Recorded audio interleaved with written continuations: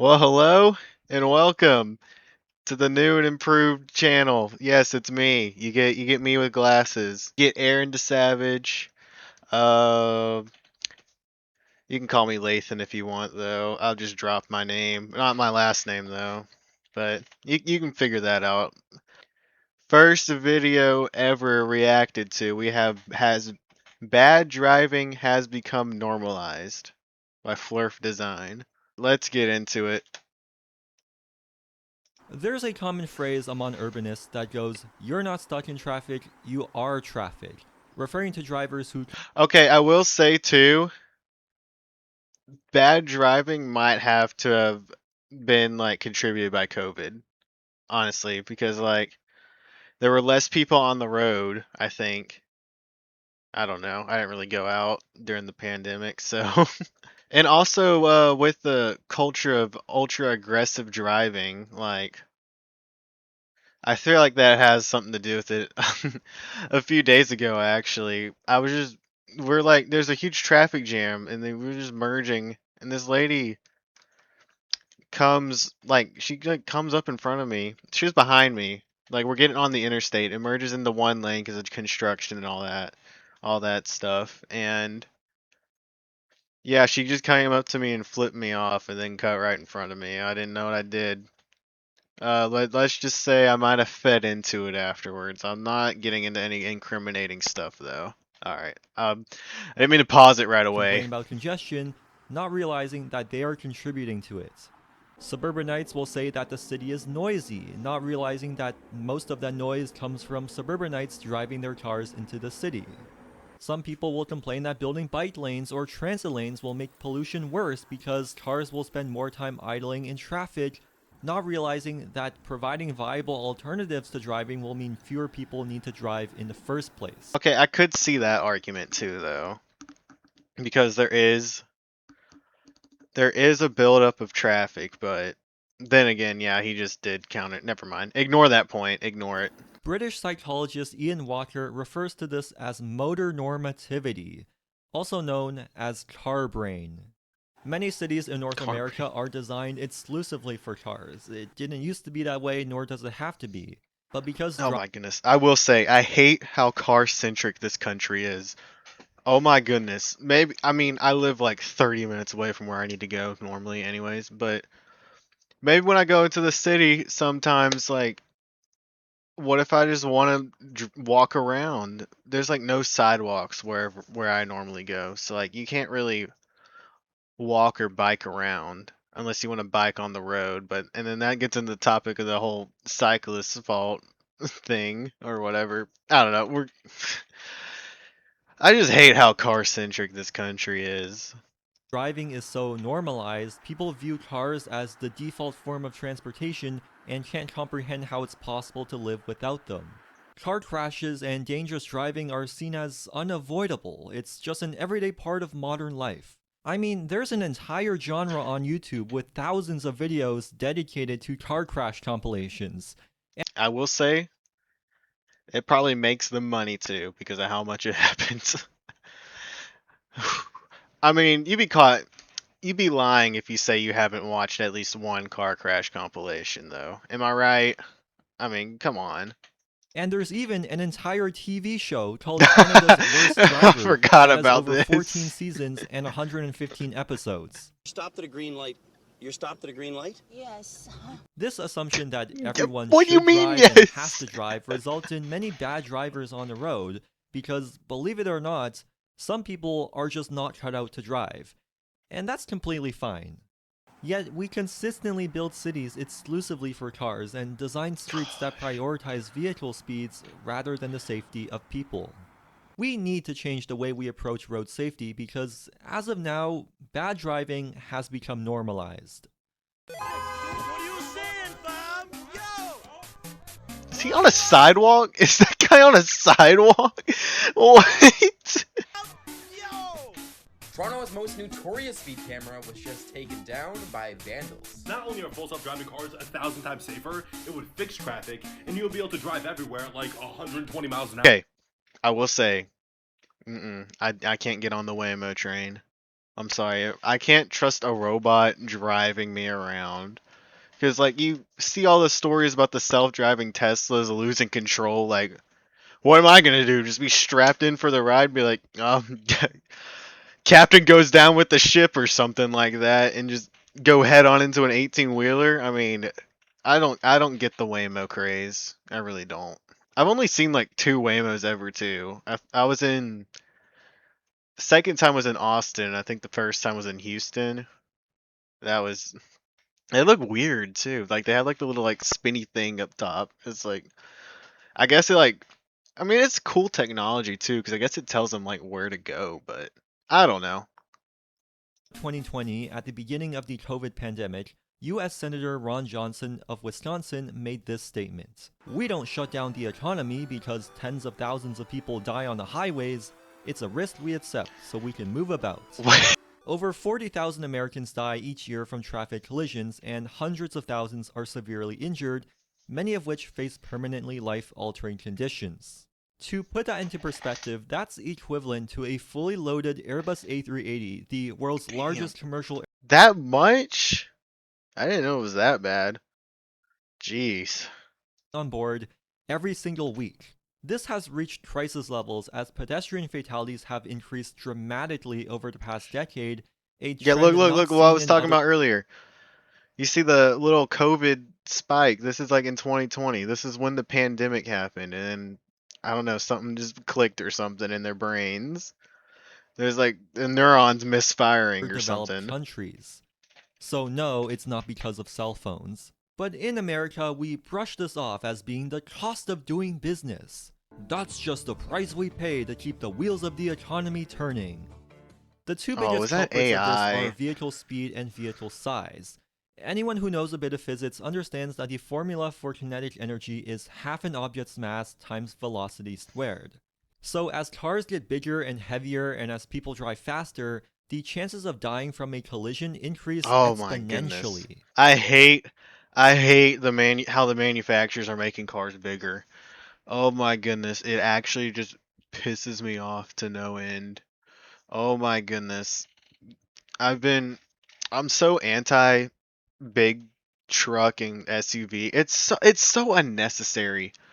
It's actually so unnecessary. You see trucks from the 90s now would be modeled as like mid-sized trucks today. Like what are we doing? Like how have we fallen so hard?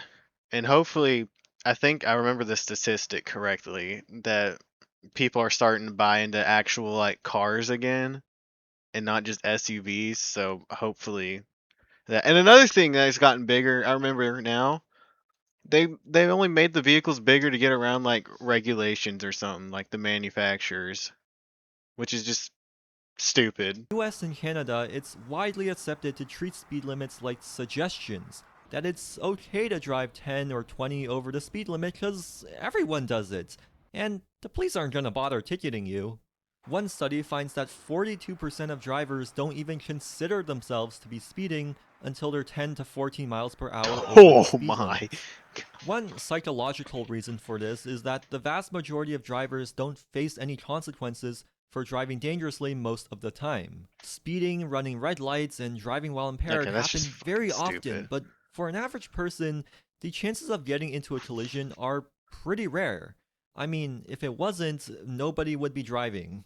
But this makes many And that's why that's part of the reason why too, because the risk, like the actual chance of it happening is pretty low for some reason. I mean, I'm surprised it's that like really low. I don't remember the exact number, but it's a really like the odds of you getting in a crash are really low. So that's why people are incentivized because they're like, "Oh, it hasn't happened to me, so I'm gonna just keep going." Oh my goodness, I could go on about this. I should have chosen another like funny topic or something. I should have reacted to like a Darman video or something, but oh well. drivers overconfident. They see that their actions don't have immediate consequences, so they're much Oh, more he likely just to said the keep point doing that I it. made. Studies show that most people believe they are better drivers than fucking they actually Stana? are, and people tend to underestimate the risks that come with breaking the rules. Buddy, Christmas is not right now. Oh my. one of the biggest reasons why cars crash Oh into buildings so my often here in North gosh. America. The official number is poorly documented, but this is estimated Oh to my happen at goodness. least 100 times a day in the US, and many experts still think that's an undercount. Cars crashing onto sidewalks have also become so common that this was a genuine tweet from the Colorado State Patrol.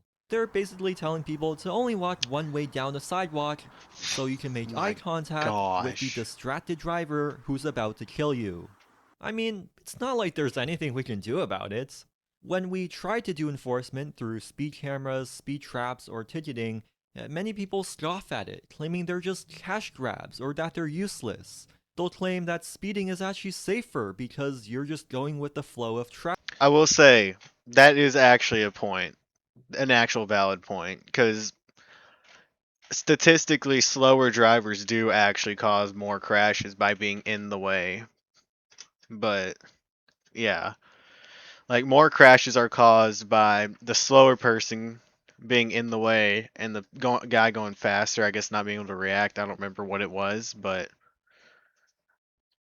I will say that is a point for the speeders and all that, all the bad driving people. Which is true, but everyone is still speeding. Some people will take this further and go What in the out of their world? way to block or destroy speed cameras. In Toronto, there are over 500 cases of this in a single I will say that's crazy. What is it's not that deep. I don't think it's that deep to be destroying speed cameras. What are we doing with our lives? and one particular camera was spray painted on 31 times over the span of just a few months. Here's Parkside Drive, a street that's notorious for speeding cars, aggressive driving, and frequent collisions. Over the past 10 years, there have been over 1,400 collisions on this road, leading to 5 serious injuries and 3 deaths. After Who? a collision in Oh my. 2021 involving 5 Jeez, what vehicles do they and the take death it of like a a 70-year-old racetrack down couple, here? the City of Toronto reduced the speed limits and installed a speed camera, which has since issued over 63,000 tickets and generated nearly $7 million, making Parkside Drive Well, one of the most ticketed roads in Toronto. I mean, if you don't want to pay the fines, not slow down. I mean, come on. Oh man, I don't understand people sometimes. I mean, you can't be in that much of a hurry. Because statistically, if you're going like a few miles, like even 10 over, you're not going to get there at like much faster. You may be saving like a minute of your life. Like, I don't think it's really that worth it to take the risk for just 1 minute. Because I will say I did used to speed. This is Lathan confession moment right here. I used to be a chronic speeder, but since then I realized the risk is not worth it. So I've been going the speed limit. According to the city, these measures have reduced the average speed, but some vehicles were still caught going over 120 kilometers an hour. The only thing here that's keeping people How? Okay, I just did a rough translation. They're going 70 miles an hour down this road. 75 actually. I would show you, but I have to like zoom in on OBS to get my camera to work. Spoiler, I'm using this on my phone. I don't have the money for a face cam yet, so well, the economy's a little rough right now. Yeah, they're going 75 miles an hour down this road where people park on the side. That's just unacceptable in my opinion. from driving faster is all the traffic. That speed camera was vandalized earlier this year because, of course, it was, and recently someone chopped it down like a tree. A few days later, the Chopped it city down put like it a back flock up, camera. That's the only camera to really do it to, though. The flock cameras. but on the same day, someone chopped it down again. I don't think speed cameras are effective at reducing speeding, and there are much better ways of slowing down cars, which I'll get to later. Putting If the speed camera keeps getting like cut down, they need to put speed bumps or something down that road. Cause like at some point you're gonna need something to slow them down, or they damage their car. I mean, if speed cameras aren't gonna work, then I don't know. shows just how normalized it is for drivers to break the rules when cyclists are constantly scrutinized for rolling through a stop sign while this is considered heroic. Traffic collisions have become synonymous with the term accident, as if these collisions are unexpected and unpreventable. Recently, I've been really into those airline crash documentaries. You know, those videos that dive super deep into aviation incidents and why they happened? If you watch any of those, you would know that crash investigations are complicated. They don't just blame A crazy stat. Well, I mean, it's kind of believable. You're way less likely to die in the air, which I find it hard to believe. But you're way less likely to die while flying than driving, which I guess it makes sense because more people drive and all that. But dude, those few like plane horror stories, dude, that's what gets me like so very nervous about flying. I've never flown before because of those. That's how crazy like some of them have like messed me up. But oh the well. pilots and fire them.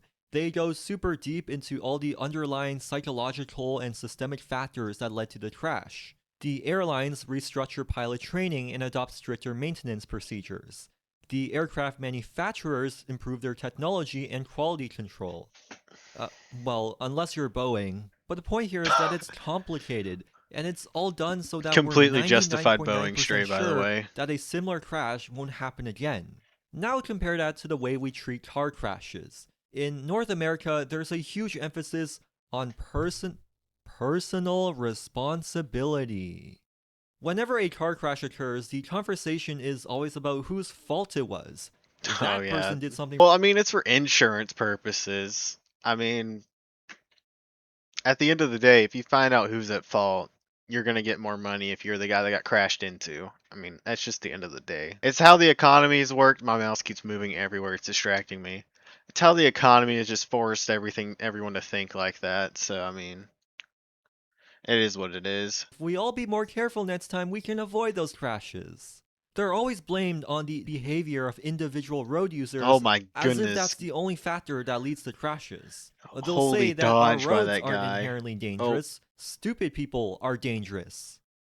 This is one of the main arguments people make for autonomous vehicles. Driverless Nope. Nope. No autonomous vehicles. I'd rather be done in by human error than robotic error. cars will remove human error from our roads. Our cities will be safer than ever. You'll sometimes hear about the techno-utopian future where every car is self-driving and communicates with each other in real time, allowing them to flow through intersections seamlessly. But man, I would hate to have to cross this thing. The very first fatal collision involving an autonomous vehicle happened here in Tempe, Arizona. A woman jaywalked across this road at night and was hit by one of Uber's first autonomous vehicles. The crash report Oh my concluded that gosh. the person in the vehicle was at fault for not paying attention, the woman was at fault for jaywalking, and the vehicle didn't even classify them as a pedestrian until 1.2 seconds before the crash. But do you really think people have the attention spans to just sit in a self-driving car and look out the window in case anything happens? Back in 2013, when Google was first testing its autonomous vehicles, they gave it out Wait, Google tested autonomous vehicles? I don't remember that.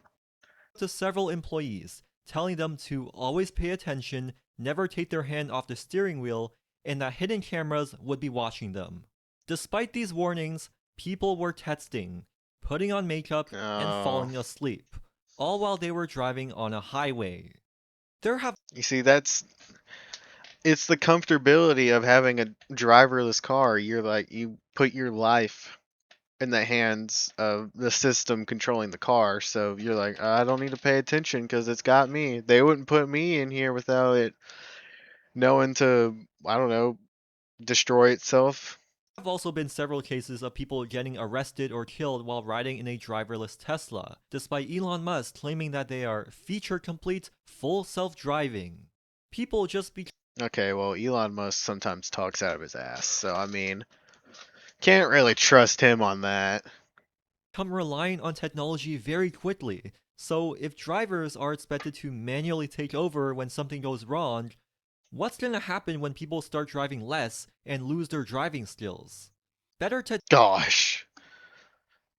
Gosh, dude. There's be like a COD lobby out there or something. I don't even know. It's be like Fortnite whenever some people were learning just how to get good, and then everyone else just doesn't know what to do. Goodness, it's gonna be horrible. Technology and automation allows us to push the limits. Add backup cameras to vehicles and people might stop looking over their shoulders. Add lane change assistance technology and people might stop using their mirrors. It would be naive to think that technology That's already will just make happened, all our actually. problems And I've caught myself doing this once or twice too because of the lane assistance stuff. Like I just won't even look sometimes. Like whenever I'm driving like a car that has it. The vehicle I drive doesn't have all that. So like but I had to drive for instance, my dad's car whenever my truck broke down. I couldn't drive it for like a month. I started getting used to that and I caught myself doing that a few weeks ago actually. So yeah, that's actually already happened. go away without introducing new problems that we didn't even consider before. Going back to that crash in Arizona, this is where it took place. It's effectively a 4-lane highway sitting right beside a park and a concert venue. Before the crash, this median had a decorative brick pathway, which looks a lot like a pedestrian Okay, path. well, I mean, that's also this crash is also on like the city, like whoever designed this crosswalk, because it's decorative, but why would you make it look like a sidewalk and all that? That's just I don't understand. Yet there isn't a single crosswalk unless you walk nearly 400 feet to the north or 2,700 feet across the Yeah, look, you see it all like that? That makes it look like an actual like sidewalk. So I don't blame her for walking over towards it river or to the walking from south. it. But instead of actually adding more crosswalks and redesigning the road to slow down cars, the city replaced the brick pathways with rocks and added more signs prohibiting pedestrians. Why This would is you? ultimately the That seems counterintuitive. Why would you put rocks? That arguably blends in with the color if someone's looking at their phone or something. That blends in with it. What? issue here. Traffic engineers actively design roads that are hostile to people walking for the sake of speeding. The government wants you to drive around so they can make more money on the car manufacturers. We're getting into some deep state stuff. Cars. So, is it really a surprise that speeding and road safety are such major issues here? We already have these solutions to our transportation problems, but most of them involve slowing down the cars, which is just unacceptable for American cities. Instead, we get told that better technology and self-driving cars will solve all of our problems without fixing the underlying issue, which is our inefficient and dangerous car-dependent transportation system. It's like a drug addict claiming he'll be rich and successful without changing his unhealthy addictions. Decades of road safety research and best I mean, there's practices stories from of them around the actually world show that doing that, road and but- street design is one of the biggest factors in speed-related collisions. Wide, flat, and straight Don't do roads make it drugs, easy though. and comfortable to drive at high speeds. But narrow streets with curves and obstacles like trees or bollards will make drivers uncomfortable driving too fast. You see, and that's what we need. Gosh, they always do it better in Europe. Goodness, I need to move over there. reduce the damage if a crash does occur.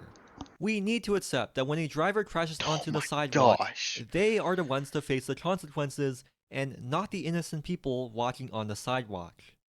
A great example is the Vision Zero strategy first adopted by Sweden in the 90s, or the sustainable safety approach from the Netherlands. When a crash occurs, human error is considered, but they also look at how the environment and the design of the street can be changed to And the U.S. government doesn't want to take accountability on most of the things, though. That's never going to happen here. Oh, we didn't do nothing wrong. It was the citizens' fault. Oh my goodness, I just realized me leaning back makes it just look like my neck is just... It looks like my neck is just being shown. I'm like leaning back in my chair. You know, like, look, hold on. Look. Oh, there's just a head. I'm having too much fun with the camera. avoid future crashes. I don't even remember what I was talking This is about. how Oslo, the capital of Norway, achieved 0 pedestrian fatalities in 2019. Hoboken in New Jersey hasn't had a single pedestrian death in the past 7 years, after the city redesigned several intersections to improve visibility. Going back to Parkside Drive, the city has proposed redesigning the Is street she and smiling adding for the bike camera? Look at her. She's doing. There's no way. Oh my goodness. lanes, which are proven to make streets safer for all road users. But this has upset many people because it would slow down vehicle travel times by 1 to 3 minutes. Mind Oh you, this no. Oh no. You're getting there slower. Oh. is a street that runs right in between a residential neighborhood and the largest public park in the city, with sports facilities, playgrounds, and a zoo for children. So I really don't agree with framing this issue in terms of traffic flow as opposed to safety. But you'll see this constantly. People opposing road safety improvements like bike lanes, even on small residential neighborhood streets, or Gosh. Oh my goodness. It's funny to make do the cyclist fault joke. It's funny to do that online, but in reality, it's actually way safer. I just don't understand people sometimes. Goodness, it actually just makes me so mad. even major streets that are lined with shops and have rapid transit under it. They actively fight against infrastructure that will save people's lives, all because it would slow down their cars by a few minutes. If you were to go back 100 years, however, this attitude would be completely different. In the 1920s, it was perfectly fine for people to just walk across the street. Well, also, I mean, they didn't have the innovation of vehicles just going like piss missiles, but then again, yeah, they also had way walkable cities. I mean, that's just 120 years ago. Damn. 1906 actually wasn't that far away now that I think about it. In relative to time. That actually was not far. Wow, that's crazy how far everything has come since then. Streets were universally recognized as shared public spaces. Okay, that kid's playing But as chicken cars with became the faster and started killing thousands of people every year, they were viewed as deadly intruders, and people overwhelmingly wanted strict regulations like speed governors on them. Whenever a motor vehicle struck someone walking, the motorist was fully responsible, because, they were the ones driving a big fast vehicle on a busy street. The auto industry knew that cars were fast and deadly, but tight regulations would destroy their profits. So they there it is. There it is. I was waiting for him to get to that. It's fine to have vehicles capable of that. It's just there needs to be, I will say, I love cars. I love them. I love them when you go fast. I love modifying and all that. It's just you gotta have something to protect the people that you're operating around. I mean, it comes to a point, but then again, if you protect, then the government's gonna step in and try to just do something with it, like the camera thing. They got cameras now in the new cars coming up to like monitor you, which is I don't remember what year it was. I think it was after 27. So I know the maximum year that I'm gonna get a car now because I don't want spent no millions of government spying dollars on on me. massive campaigns to redefine the streets as a space exclusively for cars. They lobbied the government and actively fought against measures to limit their speed. They sponsored school safety campaigns to brainwash children, and they invented the term jaywalking to shame people for crossing the street. Wait, that's where it came Within just from? a That's where that came from? I thought that was just a law. I thought it was just a law to just prevent people from walking across the street. Well, I guess he said it was, but huh. decade, the auto industry had gaslighted everyone into believing streets were motor thoroughfares, and people walking were now the intruders rather than the victims. Today, the way we treat bicycles and electric micromobility is the same way we treated cars back in the 1920s. When it comes to cars, we're willing to sacrifice safety. Well, that's crazy. That's kind of crazy how it just did a full like loop because of the industry and all that. Power of the government, I guess. for the sake of speed and convenience. But when it comes to bicycles or scooters, they're treated like a major safety hazard. Sure, there are cases where e-bike riders have injured people on the sidewalk, Oh, but the vast majority Oh, that's an of awful fatal freeze collisions frame. Multiple. I mean, okay, he's okay. They're both okay. Had to clarify for YouTube real quick.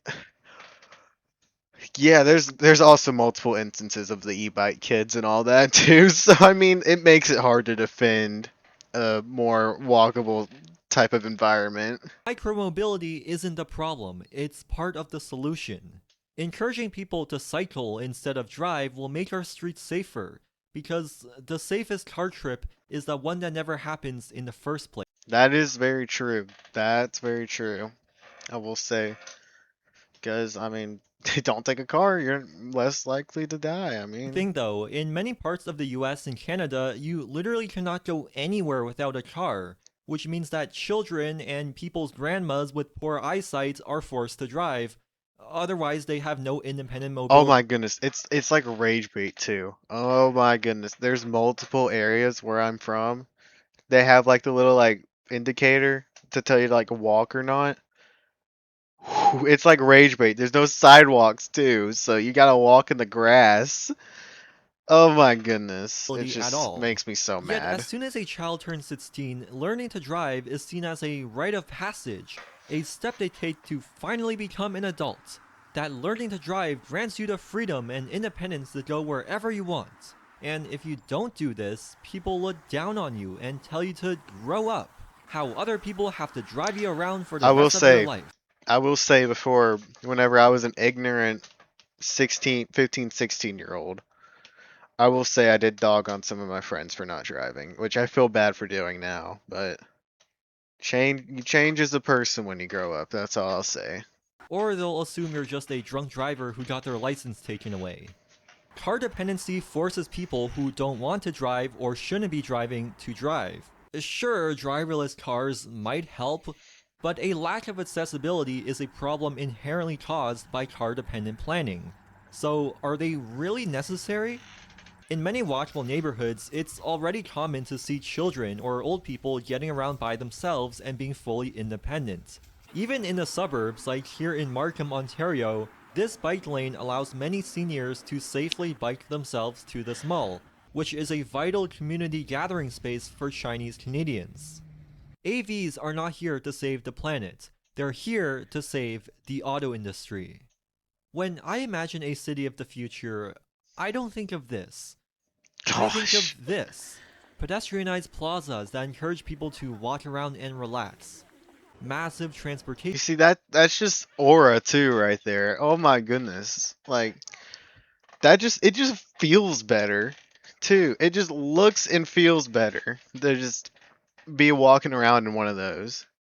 hubs with fast, frequent intercity trains and Oh my automated goodness. metros.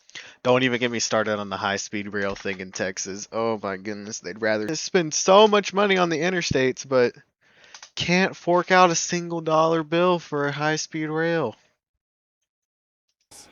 High-quality makes me bicycle mad. paths and giant bicycle parking garages to encourage active transportation. And lots of greenery and rivers integrated into the urban fabric. Traffic, pollution, and road safety are simply Hey, not is as that big of an that's issue not in the these Riverwalk? places. Never mind. And they achieve this without any fancy sci-fi technology at all. There's so many good alternatives here that the only people who drive here are those that really want to or need to. And because those drivers likely walk, cycle, or take transit themselves, they're much more sympathetic to people outside a car. Are there bad drivers here? Yeah, probably. But bad driving is just not as normalized as it is in car-dependent societies. The solution is not banning cars, just like how we didn't just flat out ban cigarettes. But we did ban smoking from bars, restaurants, and most indoor places. I think they should take the strategy as whenever they did the whole smoking thing, like you can do it, but it's gonna cost you sometimes. I mean, like there's like a 1 in like a million like chance you don't get cancer from smoking. I know cars are different, but there's like a 1 in a million chance you die. Just phrase it the same way as that, maybe. I don't know. We did force cigarette companies to cover their packaging with health warnings. Cars are obviously different. They're much more useful and have completely changed the way we travel and move goods. And sure, if you live on a farm in the middle of Nebraska, yeah, you probably need a car. This whole channel is probably irrelevant to you. I will say, yeah, I do live in an area where it's like mixed between kind of that. It's kind of sort of becoming more city-like, but I don't know. But cars are also much more deadly and destructive to people and the environment. So for most people living in dense urban areas, limiting cars from certain places makes a lot of sense. We can start by pedestrianizing streets and slowly building wider sidewalks and bike lanes. Once we've expanded our public transit system and densified our downtowns, we can introduce congestion pricing and add stricter penalties for reckless driving. When smoking bans were first introduced, many people were against it. But after a while, people saw how great it was, and now you can never I mean, also the doctors were also saying smoking's actually good for you too, so that might also be why they didn't like it. imagine going back. Likewise, congestion pricing in New York has made a lot of people upset because people don't like change, especially when it affects them. But I would bet you $9 that a year after congestion pricing gets implemented, most people are gonna forget about it because they'll see just how much better it makes the city. This happened when cars were banned from Central Park. People were angry, but now you would be crazy to think that we should let cars back in. The same thing is happening to Hyde Park in Toronto. The city started closing it to cars on weekends, which has summoned every single Karen to protest about how they can't drive their 90-year-old grandma into the park anymore. What? But as surveys from the city show, most people would prefer a car-free park. Bad driving is normalized. Parks. Okay, that's the end of the video. Parks are just. I feel like they should just be people only. They're already portrayed in. What was that? They're already portrayed in media as a people-friendly zone with no vehicle interaction. Why are we trying to change it now? I don't understand. W video though, I mean, that one or the few times of AI use was a little iffy, but you know what, you'll get a like. Just cut back on the AI use. Well, that's gonna be it for today. Watch this dude's video if you want to just watch it without me just yapping along to it. I figured I would just put my 2 cents in. But yeah, this is gonna be more content like this on the channel now because I like watching videos and just commentating on them. I also play more games than just car games too, so yeah, just figured this is the new direction that I want to take. Even though like there's like not that much of you, so I think it's also like fine to take this direction too. So okay, but that's all I gotta say. Have a good day.